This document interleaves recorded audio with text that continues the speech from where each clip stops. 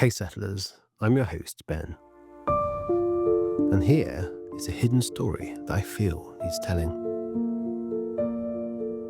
The Feud of Nash and Nash, the true tale of timber, pride and sorrow.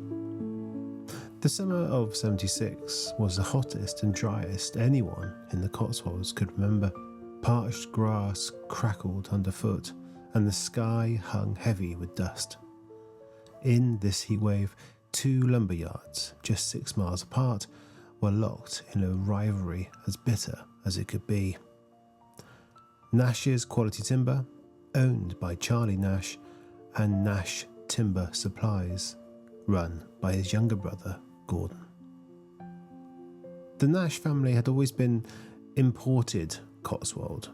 Their father, Bert, moved down from Birmingham after the war, bought a bankrupt timber yard in 1949 and rebuilt it plank by plank until the locals grudgingly respected him.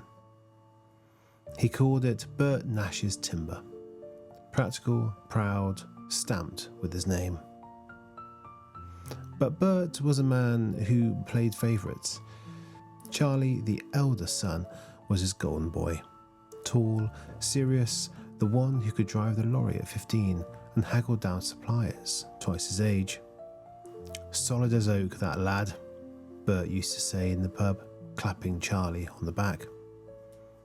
Gordon, by contrast, was wiry and restless, always whistled when he shouldn't have been working, always trying to charm rather than graft. Bert called him Willow, bendy, unreliable and never straight. Margaret, their mother, tried to balance the scales, slipping Gordon pennies for sweets or praising his jokes at the dinner table.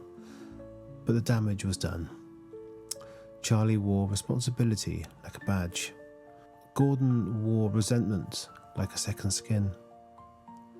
By the mid-60s, the tension was thick as sawdust. Bert would bark, "Charlie, fetch the ledgers," or "Charlie, check the accounts," while Gordon was sent to stack warped planks or sweep up nails. Gordon never forgot the day Bert introduced him to the supplier. "This is my eldest, Charlie, the future of the yard, and this is Gordon. Well, he helps." When Bert suddenly died from cancer in 1968, the will reflected his bias. Charlie inherited the yard, the land, and the house above the office. Gordon got money, sure, enough to start something, but not enough to feel equal. And so Gordon, teeth set, bought the struggling rival timber yard just 6 miles up the road. If he couldn't inherit Bert's crown, he'd carve one for himself. Thus began the great Nash schism. Not just two timber yards, but decades of bruised pride, jealousy, and the ghosts of father's favouritism.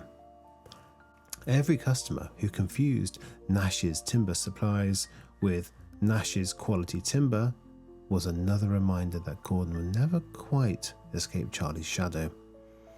And every mistake Gordon made, Charlie saw as proof that Bert had been right all along. Both the yards ran with about as much discipline as a toddler's birthday party. Staff wandered between them as if they were one big, badly managed playgroup. One week Charlie's men, the next week Gordon's, dependent on who'd remembered payday. Debts and deliveries tangled like ivy. Builders cursed the day anyone named Nash touched a ledger, muttering that they'd get straighter answers from a magic 8-ball. Charlie's problem was his obsession with appearance.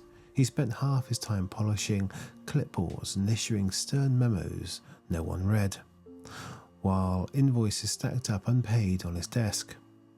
He turned away small cash jobs if the paperwork wasn't proper, only to be found later counting coins in the till to cover the week's petrol. His staff joked that the only thing he ever balanced was his chair, leaning back and falling off it twice in 1 year. Gordon was the opposite, slapdash and loose as creosote on a hot day. He promised deliveries on the spot, scribbling notes on a beer mat or cigarette packs, which inevitably went missing. Customers would phone, and Gordon, usually 3 pints into lunch, would assure them it's on the van. And the truth was, the van was broken outside of Stroud with a load of firewood. His bookkeeping was legendary.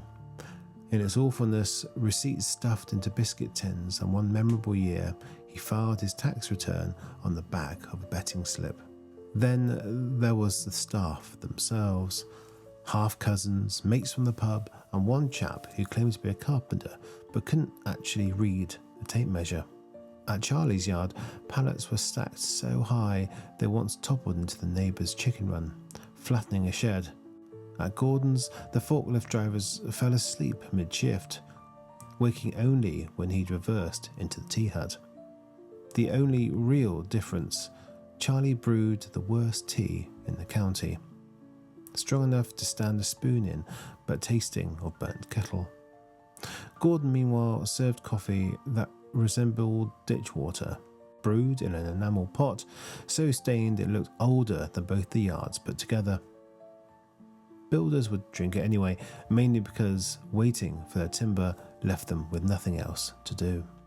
Customers never knew which Nash was which. Both signs looked near identical, except Gordon's was spelt supplies, and someone had painted over quality on Charlie's after a fire. Orders went missing. At least one builder drove up and down the same road 3 times before giving up and buying fence posts from B&Q. Charlie lived above his yard with his wife Margaret and their 3 near-feral sons, who spent more time balancing on stacks of timber than doing any schoolwork. Charlie always said they'd sort themselves out one day, though everyone knew Margaret kept the books and ran the place with just enough order to keep it afloat. Gordon, meanwhile, lived in the next village, single, restless, and best known for his long lunches at the Dog and Duck. His ledger lived under the bar, and most of his orders were settled with a pint and a promise. Builders joked that if you wanted timber from Gordon, get him before midday.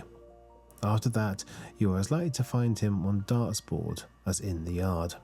Each brother resented the other's existence, but both were too proud or too stubborn to change. And the great irony? They weren't so different at all.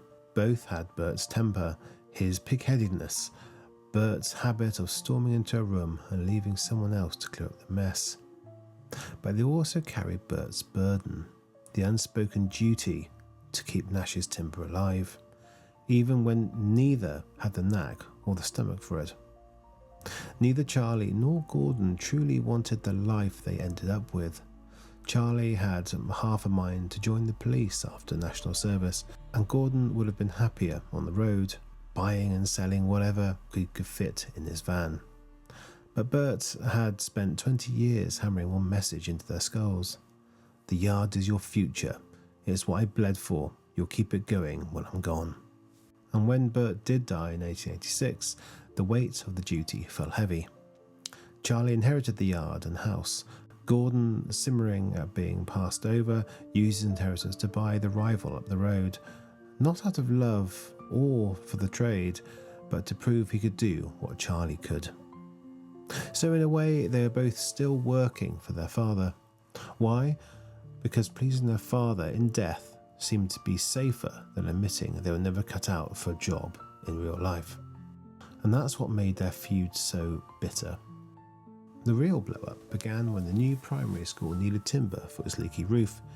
It was meant to be straightforward, 20 lengths of treated joists and a delivery by Monday morning. But the Nashes had a nose for trouble. Both brothers claimed the order. Charlie marched into the council office with a clipboard full of proof, while Gordon stood outside the school gates, slapping the bonnet of his transit van and promising the caretaker he'd already sorted it. In the end, both delivered. Charlie with joists too short, Gordon with beams too warped to use. By Wednesday, the playground looked like a lumber graveyard, 2 piles of useless timber sitting side by side, like monuments to their incompetence. And then came the invoices. Both brothers billed the school full price, complete with threats of late fees if payment wasn't prompt. The head teacher, Mrs. Janet Pritchard, a woman who'd silence rowdier classrooms than either Nash could ever manage, marched into the parish hall with both invoices in hand, slapped them on the table and told the brothers in front of half the village, "You're a pair of absolute planks." She threatened to sue, not because the school had the money or appetite for court, but to make a point. For once, the village cheered, but the brothers didn't back down. From that day, the feud went up a gear. It stopped being about botched orders and petty squabbles. It turned personal, sharp-edged and reckless. Charlie had nails scattered on Gordon's drive one night. Gordon returned the favour by accidentally reversing his lorry into Charlie's yard gates. When Gordon lost a big order from a local builder, he told anyone who listened it was because Charlie had blackened his name with lies. Customers noticed bruising on the arms of apprentices who admitted they'd been caught delivering for the wrong brother. A delivery van mysteriously caught fire one night outside the Dog and Duck, and although the insurance man called it faulty wiring, the village swore it was Nash versus Nash in a silent war. And under it all was the bitterness of childhood. Gordon muttered in the pub that Charlie had always been Bert's chosen boy. He always was, and he will always be remembered as such. Charlie, tight-jawed, told anyone in earshot that Gordon was never worked an honest day in his life. Both knew they were dragging their father's name through the mud, but neither could stop themselves. What began as bickering over timber lengths was now edging into dangerous territory, building into sabotage, threats, and a community caught in the crossfire. Now they watched with unease, wondering whether it would all escalate into violence. The local paper ran out on the front page, "Timber Falls, Nash Brothers, Botched School Roof." For the first time in years, the brothers agreed on something. Both were livid. Both blamed the other, and both decided they'd had enough. Pride is a hell of a fuel. And at that moment, they were more alike than they would ever care to admit. Both men were red-faced and stomping about their yards, barking at workers, slamming doors, knocking tea mugs from benches. Charlie, with his stern lectures about discipline and respect, was every bit as rash and blustery as Gordon.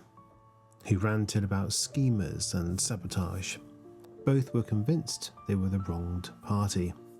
Both had the same habit of pointing fingers first and thinking later. To the villagers watching them from outside, it was uncanny. Two men shaped by the same father, both carrying his temper and stubbornness like heirlooms, and yet convinced the other was their opposite. They were mirror images in different coats, bound by the same fuel, anger, pride, and belief that one carried the true Nash spirit. When the paper came out, both yards erupted as Charlie stormed into the Dog and Duck to confront the journalist, only to find Gordon already there, waving a copy of the Gazette in the air, shouting about libel and character assassination. They nearly came to blows in front of the dominoes table, held back only by the landlord, who was sick to death of the pair of them. To outsiders, it was a farce, but to the brothers, it was a war. Charlie, with blood-red cheeks, stomped around his yard, breaking pallets. Gordon, fueled by lunchtime pints and wounded pride, paced his office, swaying vengeance and knocking over a stack of old invoices, grabbed their keys and prepared to sort this once and for all. Both men jumped into their battered Ford Transits. Charlie set out for Gordon's. Gordon headed for Charlie's. Engines growled for life like angry dogs, exhaust fumes hanging in the cool evening air. Each man gripped the wheels so tightly their knuckles whitened, muttering half-formed curses as hedgerows blurred past. They met halfway on the narrow, winding country lanes between Maisiehampton and Aston Somerville. The road was little more than a ribbon of cracked tarmac, hemmed in the hawthorn and dry stone wall. Charlie, jaw set like stone, was leaning across the passenger seat to stab at a ledger he'd dragged with him, rehearsing the words he'd hurled at Gordon. Gordon, meanwhile, had a roll-up clenched between his lips and was fumbling with the dashboard radio, smacking the dial to kill the static so he could hear the football results. They thundered past each other at speed, two vans rattling windows in the cottages above the lane. Smeared windscreens, clouded tempers, and those tiny distractions meant they never lifted their eyes at the same time. To the villagers, it was later described as fate, almost like the land itself conspired to keep them blind. Charlie looked up just as Gordon's taillight disappeared round the bend. Gordon glanced into his mirror and saw nothing but dust and hedgerow, neither realising how close they had come, how simple it would have been to stop in the road and finish things there and then. Instead, each carried their fury forward, straight into the other's yard. Charlie arrived first. He burst into Gordon's yard, ready for a row, but found only a nervous apprentice and the family dog, wagging his tail in the sun. Meanwhile, Gordon barged into Charlie's, where only a startled delivery driver and a sleeping cat witnessed his rage. Each brother, wound tight, stormed off to look for their nemesis. Frustrated, Charlie tried to drag a heavy stack of beams in the workshop to vent his fury. His foot slipped on a patch of spilled oil. The stack toppled, and he was buried in seconds. The beams hit the concrete floor like thunder, rattling windows and knocking tins of nails off their shelves. Sparks flew from a bulb smashed in its collapse, showering glass onto the sawdust below. Outside, one of his sons heard the crash and assumed it was Dad throwing his weight around again, and carried on stacking pallets. By the time silence settled back over the yard, Charlie lay crushed beneath the very stock he'd been too proud to store properly. Gordon, meanwhile, had barreled through Charlie's gates. Blind with temper in his own yard, a rogue plank left by a careless apprentice snagged his foot. He stumbled, arms pinwheeling, and crashed into a rack of fence posts stacked too high, too loose. They clattered down like a stack of cards, driving him sideways into the iron gate. The hinges, rusted and neglected, gave way. The entire thing fell with a groan, slamming across Gordon's chest. The sign bolted to it, safety first, clattered against his ribs as the life was squeezed from him.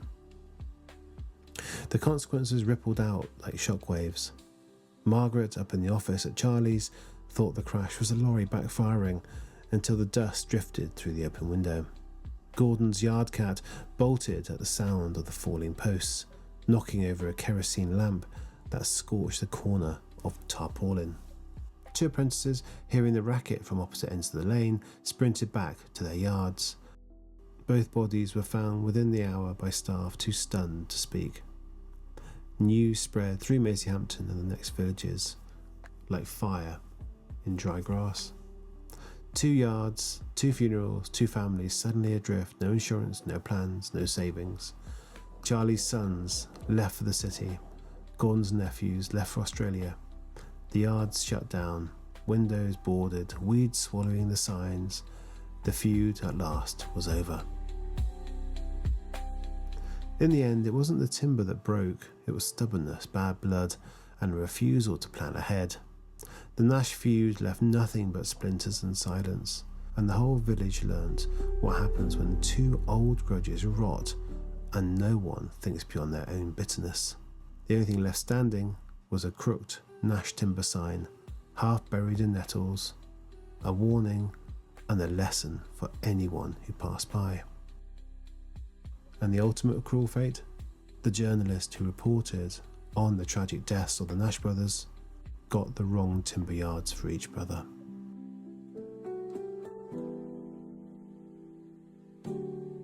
Thank you for staying with me. If you got this far, you more than likely like lost stories. Thusly, I would recommend this story on screen right now.